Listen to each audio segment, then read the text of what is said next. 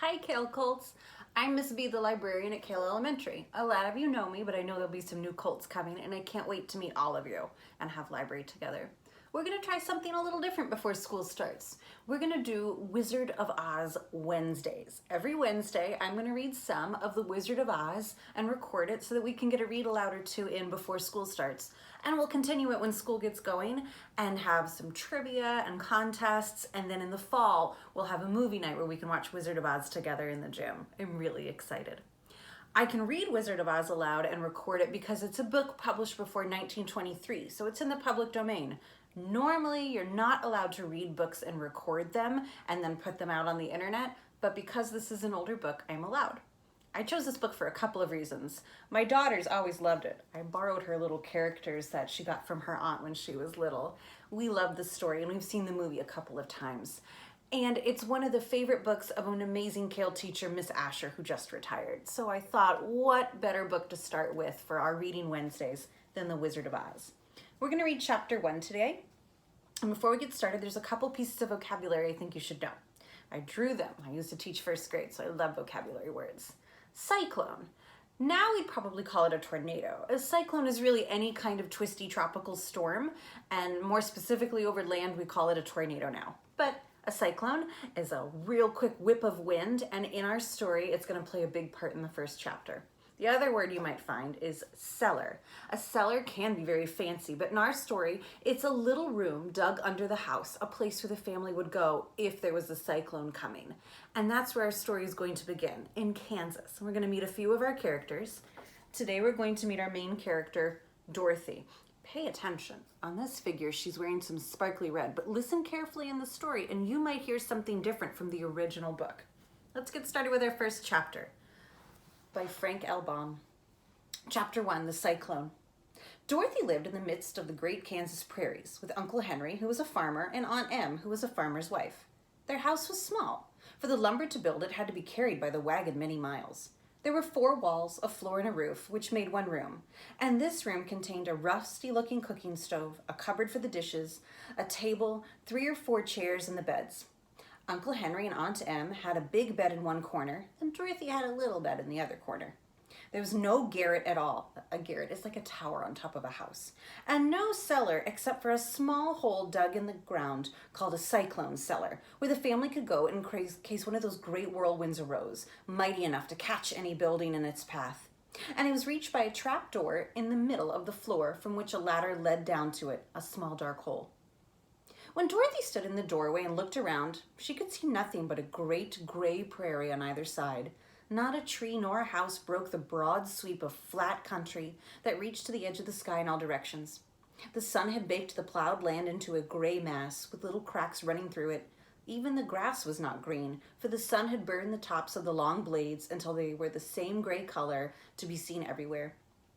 Once the house had been painted, but the sun blistered the paint and the rains washed it away, and now the house was as dull and gray as everything else.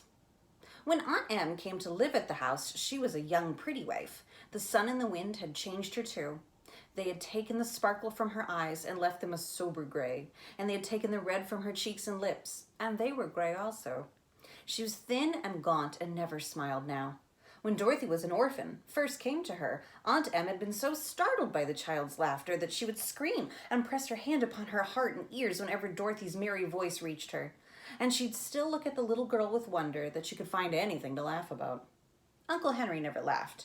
He worked hard from morning till night and did not know what joy was. He was gray also. From his long beard to his rough boots, he looked stern and solemn and rarely spoke. It was Toto that made Dorothy laugh and saved her from growing as gray as the rest of her surroundings. Toto was not gray. He was a little black dog with long silky hair and small black eyes that twinkled merrily on either side of his funny wee nose. Toto played all day long, and Dorothy played with him and loved him dearly. Today, however, they were not playing. Uncle Henry sat upon the doorstep and looked anxiously at the sky, which was even grayer than usual. Dorothy stood at the door with Toto in her arms and looked at the sky too. Aunt Em was washing dishes. From the far north they heard a low wail on the wind, and Uncle Henry and Dorothy could see where the long grass bowed in waves before the coming storm. There now came a sharp whistling in the air from the south, and they turned their eyes that way, and they saw the ripples of the grass coming from that direction also. Suddenly, Uncle Henry stood up. "There's a cyclone coming, Em. I'm gonna go look after the stock." And he ran toward the sheds where the cows and the horses were kept. Aunt Em dropped her work and came to the door. One glance told her danger was close at hand. "Quick, Dorothy, run for the cellar!" Toto jumped out of Dorothy's arms and hid under the bed, and the girls started to get him. Aunt Em, badly frightened, threw open the trap door in the floor and climbed down the ladder into a small dark hole. Dorothy caught Toto at last and started to follow her aunt. When she was halfway across the room, there came a great shriek from the wind, and the house shook so hard she lost her footing and sat down suddenly upon the floor. And then a strange thing happened. The house whirled around 2 or 3 times and then rose slowly in the air. Dorothy felt like she was going up in a balloon.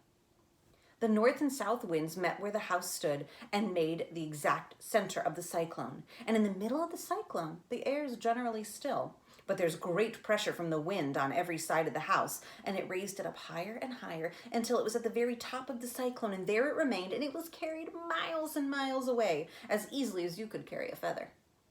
It was very dark, and the wind howled horribly around her, but Dorothy found she was riding quite easily, and after a few whirls around, and one other time when the house tipped badly, she felt as though she were being gently rocked in a cradle, like a baby. Toto did not like it. He ran about the room, now here and there, barking loudly, and Dorothy sat quite still on the floor and waited to see what would happen. Once Toto got too near to the open trap door and fell in, and at first the little girl thought she lost him. But soon she saw one of his ears sticking up through the hole, for the strong pressure of the air was keeping him so he could not fall. She crept to the hole, caught Toto by the ear, and dragged him across the floor again, and afterward closing the trap door so no more accidents could happen. Hour after hour passed, and slowly Dorothy got over her fright, but she felt quite lonely, and the wind shrieked so loudly all about her that she nearly became deaf. At first she wondered if she would be dashed to pieces when the house fell again. But as the hours passed and nothing terrible happened, she stopped worrying and resolved to wait calmly and see what the future would bring. At last she crawled over to the swaying floor of her bed and lay upon it, and Toto followed and lay down beside her. In spite of the swaying of the house and the wailing of the wind, Dorothy soon closed her eyes and fell fast asleep. That's the end of chapter 1. In chapter 2, we'll get a little hint about the strangeness of this color. I'll be posting some trivia questions soon. I hope you enjoyed listening to the story. I can't wait to meet you all at open house, and we will do another half of a chapter, because chapter 2 is very long, next Wednesday. Have a great day, Colts.